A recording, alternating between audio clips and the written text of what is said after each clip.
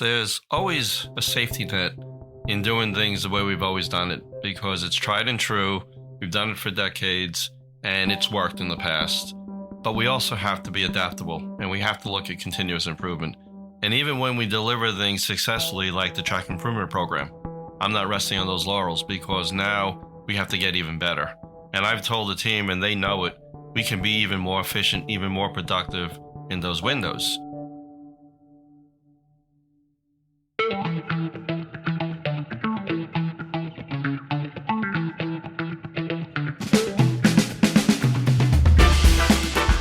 Welcome back to another episode of Spilling the Tea, the podcast where we bring you behind the scenes of the MBTA to share the stories, challenges, and progress shaping our transit system.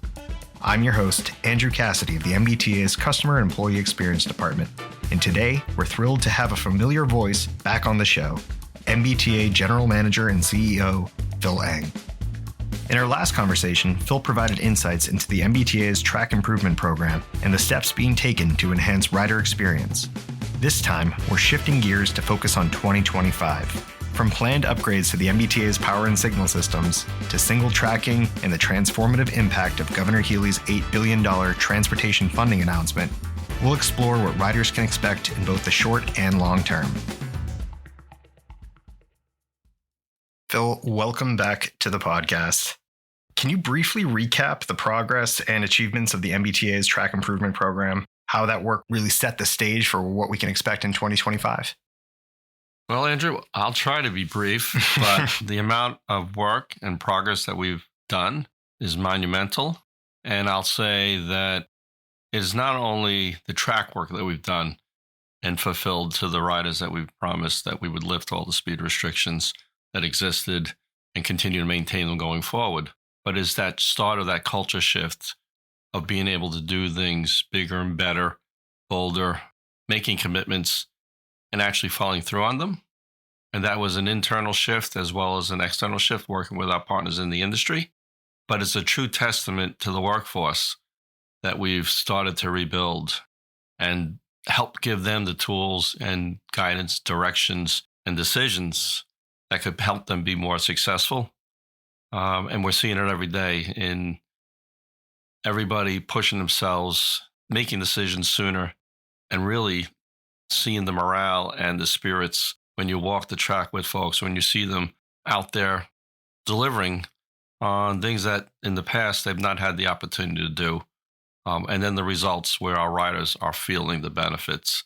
So there's so many things to get into without talking about all the thousands of feet of track and the number of ties that we've replaced. I think this is a point in time where we're building a strong foundation.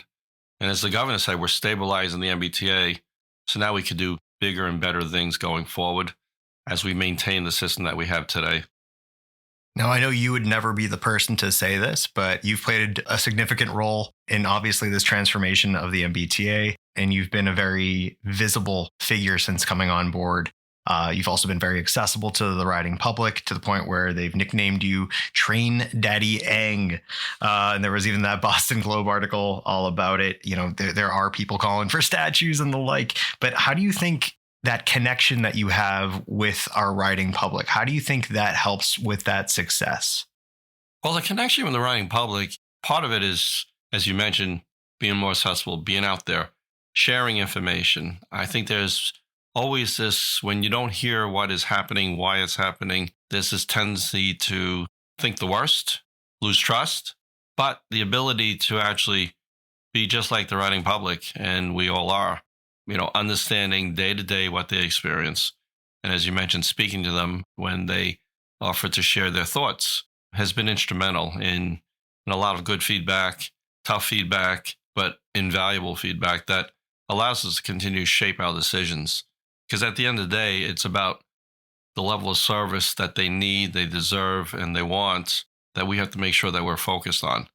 Safety, reliability, more robust service on all our modes, and the ability to know that when they say something, it's being heard.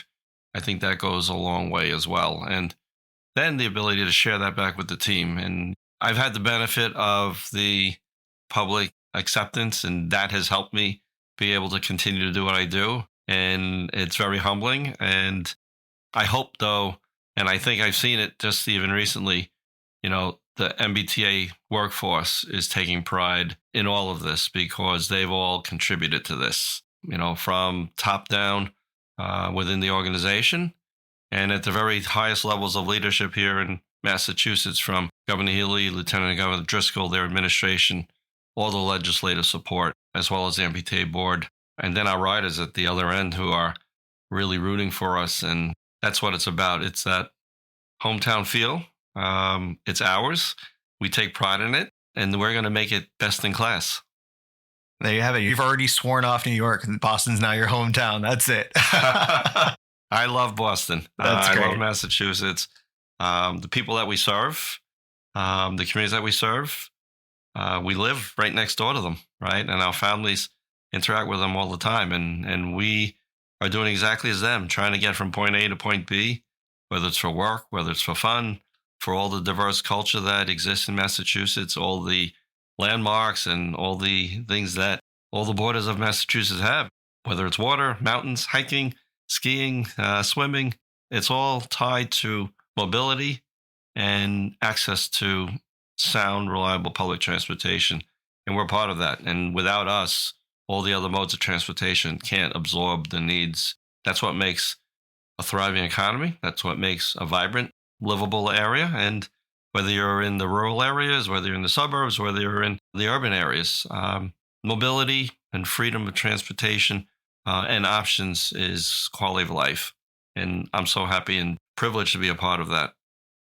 It's definitely a special place. And I actually just had a coffee with a friend of mine who moved here from LA, and he was talking about his love for the accessibility of transportation in Boston because, while he was over there, someone's 45 minutes away for driving and he just knows it's a nightmare. He's not going to go see those friends. Whereas now he feels that he has access not just to Boston, but all the other communities that we serve by using the T. And it's just such a monumental shift in how you live your day-to-day life. And again, I've been a prisoner of traffic before in other cities, and it really is such a privilege to be able to utilize a functioning, robust public transportation system. I've heard you say at recent interviews and kind of press events, there's a new way of doing business at the MBTA. Can you expand on what exactly this means and what changes are being made to improve the efficiency, accountability, and service delivery? Well, I'll say this. There's always a safety net in doing things the way we've always done it because it's tried and true. We've done it for decades and it's worked in the past. But we also have to be adaptable and we have to look at continuous improvement. And even when we deliver things successfully, like the track improvement program, I'm not resting on those laurels because now we have to get even better. And I've told the team, and they know it, we can be even more efficient, even more productive in those windows.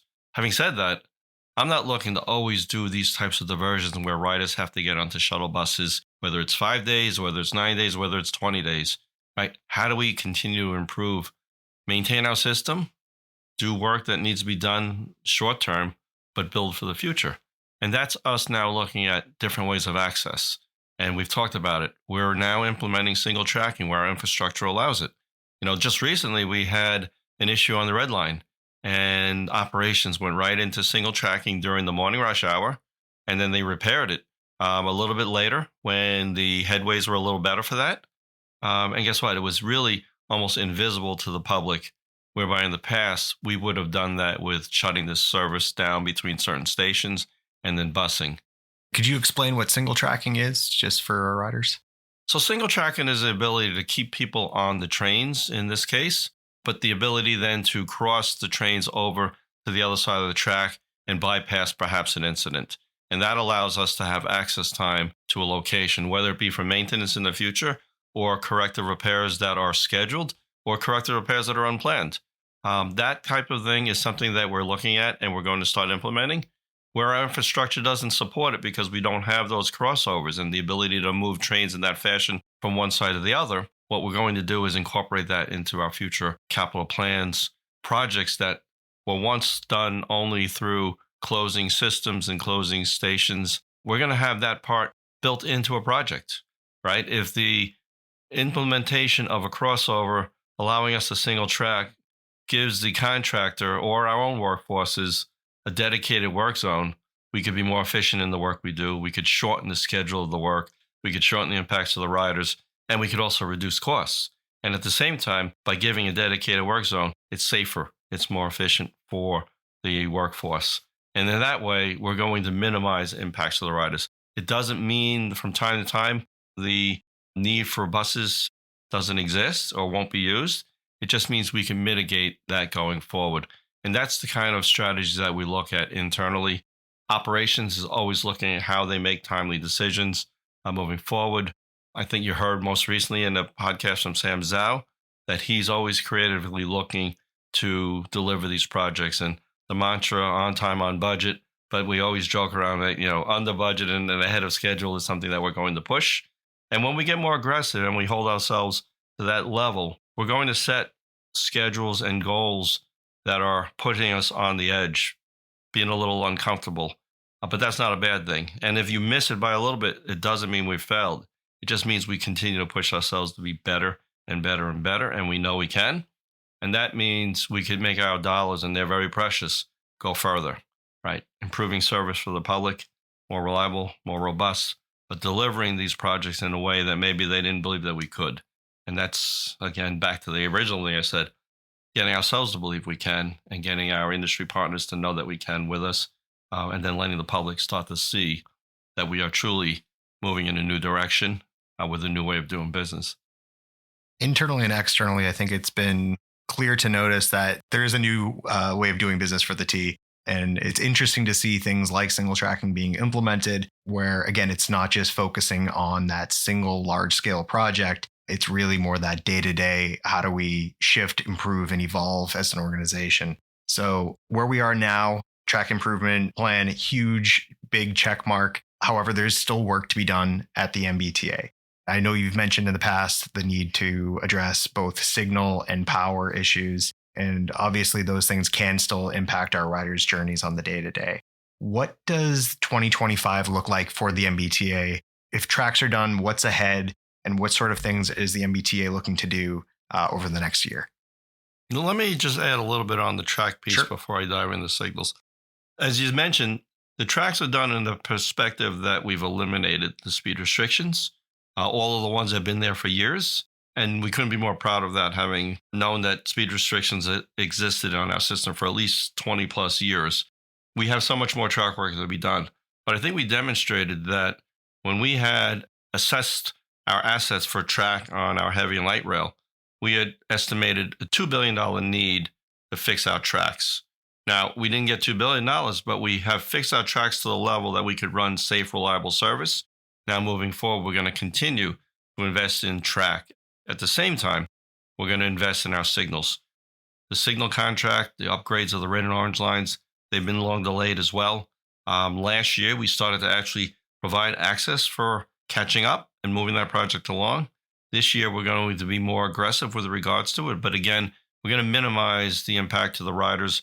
We're going to do a lot of that on weekends. And we're actually doing some of that right now as we speak during early access. And again, single tracking to provide that early access, keeping people on the trains, minimizing the need for bus and the cost that goes with the busing. So those are the things as we look at how do we accelerate the signaling contracts, because once we get those red and orange line signals modernized and replaced, now operations has more flexibility, more capability to not only run trains as scheduled, but to change trains, patterns, and moves if things arise. And they could do that much more remotely. They could do that much quicker. And again, minimizing impacts to the riders, improving the experience to our riders, and just giving operations the ability to succeed. We are also working on our power grid. A lot of the work on the power grid does not need track access, so that will not be as visible in terms of closures or diversions and things of that nature. But we also know power, signal, track, they all go together. But we're also going to stay focused on rolling stock. We've been buying non-powered coaches for commuter rail. Red and orange line cars continue to come in on the new schedule, and they continue to perform on the levels that exceed the contractual requirements, which is fantastic because as we take out the old red line cars and put more new red line cars in, orange is all running on new cars. That is another area of potential delays that we're eliminating. And then again, the signals continue to focus on track. It's exciting because all of these are building towards that robust, reliable service. And then if you get back to it, we're going to stay focused on our workforce because that workforce is instrumental. They're our most important asset. And without them, we cannot do what we're doing. Whether you are a motor person, bus operator, operating a commuter rail, which we are moving towards regional rail as we make it more frequent, more accessible, and decarbonize. So those are the exciting things ahead. But this is only a snapshot in time. Our ultimate goal is to provide that level of service that really makes this best in class. That's a lot to take in. And it reminds me of, I think it was the first press conference where you were introduced and you were asked the question, Phil, what is your priority? And you said everything. And I mean, again, 2025 looks to have exactly that. It is a holistic look ahead, both on infrastructure, rolling stock. And as you said, there's going to be a lot of work. We're obviously trying to minimize impact to riders with innovative approaches like single tracking. But what can riders expect knowing that there is so much work ahead and so much more that still needs to be done in 2025? Well, I think what they should expect is that with everything that we're doing, we are incrementally making our system more reliable and incrementally as we deliver meaningful projects. And that's the intent. Everything that we invest in, every decision that we make to move forward with is what does it mean to the riders and what does it mean to our operations in terms of being able to meet the riders' needs and expectations. I think what they'll see is that with each one of these steps, they will see a much more reliable trip every day. They will see frequencies improve incrementally, perhaps, because we've made such big changes now. But our goal is to, and when I say goal, our intent is to shorten headways on the branches, to continue to improve headways in the trunks of our system, to increase frequencies on the buses, to take a look at water transportation and see how do we build off of that and improve within the inner harbor as well as the outer harbor. And then looking at regional rail, the battery electric multiple unit effort that we're going to do on Fairmont Line is exciting because not only will that 10 miles be decarbonized and electrified, but that allows us to really explore BEMUs on other corridors. And we did this on this 10 miles even though originally in the past we've not had enough capital resources to put catenary along the whole corridor, we knew that we could put catenary along portions of it and actually deliver meaningful, clean, efficient regional rail service in this corridor sooner than anyone had thought. We're excited about that piece because this is the future of MBTA as we make it more reliable and more affordable and the best choice to use for transportation will get people out of their vehicles. And that in itself is helping improve air quality, climate, and the environment. But then we're looking at our own means and methods of how do we get people from point A to point B and continuing to look at that with whether it's electric buses as well as other means and methods. What I find interesting is that it's not only about the one-off of, fine, we're getting a battery electric, or, hey, we now have a new route on the ferry. It's the scalability, which speaks to the commitment to growth and evolution for the MBTA. So we had Mike Muller on the show a couple of months back. We were talking about commuter rail and the battery electric commuter rail vehicles. And I didn't realize that, again, it wasn't just the battery piece. This particular model allows for areas where there isn't catenary to be utilized, but then obviously instead of electrifying the entirety of it, finding those key points where you can use catenary to charge and just progressively do that. That speaks to very long-term strategic thinking. And I think it really says a lot to our public that we see a future ahead of us. And given that public perception, I guess it leads me to my next question, which is, do you think that our ridership in the region as a whole is more, they find diversions to be more palatable following the success of the track improvement program and knowing that there are these more long-term strategic visions? I think the ridership and the public can accept these diversions if we deliver on the results that we've promised. But at the same time, just because we accept them doesn't mean that's the only way of getting work done. I need to make sure that we have access so the employees, whether it's internal or external, have safe areas to work, and they can be efficient, maximizing the time that we've allotted. But at the same time, it's not just using diversions, it's how do we run alternative service that supports the diversions. That has to be sufficient, but also that we meet schedules, right? Because if we announce the information early enough, people can plan when work is being performed. And I remember a lot of community outreach in many past projects where it's best to keep the communities that you're working within knowledgeable of the work ahead, because then they can know, well, that's only one weekend. That's only a week. If it's a noisy operation, if it comes upon them one night and wakes them up, but they didn't know that it was only one night, the initial thought is, I'm not going to put up with that. And they shouldn't. What we need to do is make sure we communicate properly, transparently, and frequent, not only during planning, not only during design, but through construction. That's what we're committed to. And then during day-to-day operations, just making sure that we build communications where our riders know how service is, how it's improving, or if there's a challenge. MBTA Go is a new way of doing business as well. Not everyone has technology, so we want to make sure that we also are looking at how we make announcements, how we use digital screens in our stations, how do we use the PA system in stations and on trains.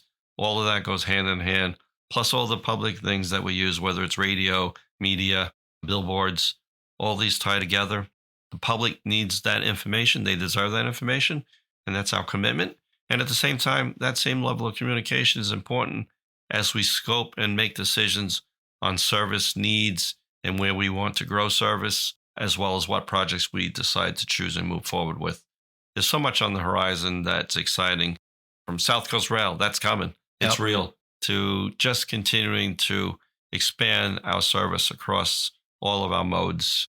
It's exciting, and it is a fantastic time to be part of the MBTA, fantastic time to be part of the Commonwealth, because it is a great place to live, work, and play, and really privileged to be here. It is absolutely an exciting time. And it's also important to note that it's an exciting time just because these aren't only ideas. They are being acted upon. They're being fleshed out. And the future for the MBTA and therefore Massachusetts and the region is increasingly bright. And I guess along that same note, the governor recently announced a fairly significant financial announcement for the MBTA. And it's a big deal. Can you provide an overview of the money that she has earmarked or is pushing for the MBTA and what that really means to the organization, both in the short term and the long term? Well, this governor has shown a commitment to the Commonwealth and the public that we serve. And she talked about it when we were discussing my role about transportation and just how important it was, and their commitment to our workforce and a commitment to transportation. And not just MBTA transportation. This is transportation across the Commonwealth. And that was exciting to hear back then. The announcement recently about the proposed budget to address our fiscal cliff is a stamp and a reaffirmation of that commitment, because everything we've seen to date is those dollars that have been allotted us in the previous budgets to grow the workforce, to train the workforce, to ensure safety of the workforce is paying dividends. And it's not just within the MBTA, but it's the benefits that the riders are feeling and seeing in the communities and businesses that we serve. And now we have stability. We have the ability to start looking, how do we make this workforce even better and deliver these projects differently? Going back to that new way of doing business, we are going to be more efficient. I'm committed that I know we can be. At the same time, as we deliver these projects that deliver the results for the public, we have an obligation, and that's my commitment, that I don't take this proposed budget lightly, because I owe it to everybody to fulfill the expectations and the promise that I made when I came. We're going to build an MBTA that everyone can be proud of, and one that works with our partners. And again, not just in the communities that we have stations in, but our partners across the Commonwealth. Because how we interact with the RTAs, how people who want to use our system, when they get to one of our stations and know that they can, is vital. And I think it's important for them to know that we are not taking these dollars lightly. we have an obligation to deliver efficiently, effectively, and make sure that the projects we choose, the service we choose to provide does meet the needs, not only for today, but we're building for the future. And the future is here. So $8 billion for public transportation is obviously an enormous amount of money. We've been talking about our fiscal cliff for years now. And with that no longer looming in the way it was in the past, what does that really mean for the MBTA? How does that change the game? What does that allow us to do that maybe previously, given prior financial constraints, we might not have been able to do? I think it allows us to continue to develop the workforce that we've just invested so much time and money into. It allows us to focus on service improvements and not have to discuss whether or not service modifications, meaning less service, are on the table. It means that the workforce that we have can confidently know that working at the MBTA is secure for them. And this is a place for them to be able to build a future. And those are the folks that are going to be the future leaders.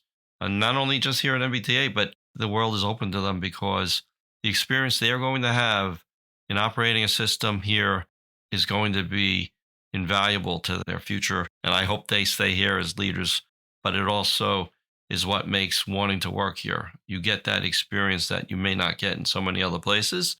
And when you're delivering the meaningful results that our riders are actually starting to feel, you get that pride in wanting to do even better. And all of that will add up to what we envisioned when we ventured down this road just a few years ago, right? The MBTA is not looking to what others are doing. The MBTA is going to be a leader, and we're going to deliver best-in-class service for the public here in the Commonwealth, and really excited about the future. Again, I can't thank the Healey Driscoll administration enough for that support, but I also want to thank the workforce because that has demonstrated that an investment in transportation is an investment in the people and the public that we serve. Looking back on 2024, what would you say you're most proud of? I am proud of when I see the leadership team and the workforce making decisions that are consistent with where we're driving. And that is tied to the culture shift that I've talked about. The ability for us to really message down throughout the organization is important. And I guess I would tie that to the fact that we are able to deliver things that the public cares about is just as important because that's what we're here to do. And there's nothing more exciting than to know that we've made people's lives better, both people that work here at MBTA and the people that we serve.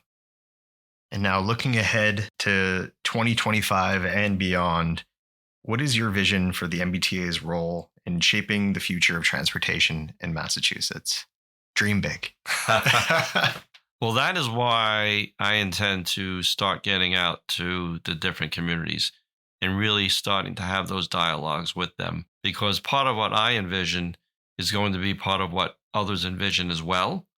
We are going to have to work hand in hand with those communities to make sure that if they start to build, if they start to want to grow, which I know they do, how do we make sure that we're able to accommodate those needs? How do we make sure that we're not a step behind them? And then to really take a look at projects that have been stalled, projects that have been talked about, and let's see which ones we think we need to move forward. At the same time, don't preclude the other ones. What we're looking at is even more robust service than we have today on the corridors that we have, but also making sure if there's transit deserts, how do we deliver some public transportation options for them as well? So there's connectivity among the modes. And that connectivity, when you're running more frequent, when you have less waits, allows it to be very seamless, whether it's a one-seat ride or a multiple-seat ride. If you're not waiting long between modes, and if it's right there when you get to the station, it makes it a lot easier to choose public transportation. And I've said this so many times, I want public transportation to be the preferred mode. And I'm already seeing it. Even during last year, with all the work we've done, I started to see ridership start to, on the uptick. And That's just my visual of what I'm observing as I'm riding the system. But I'm really looking forward to seeing the numbers in 2025 and then beyond, because that's what it's about.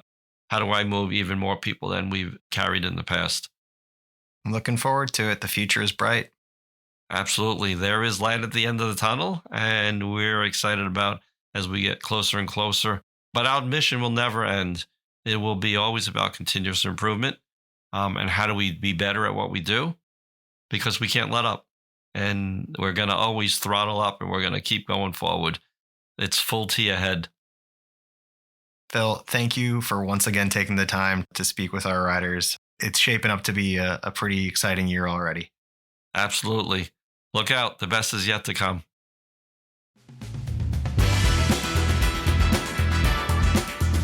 To our listeners, thank you for tuning in to Spilling the Tea.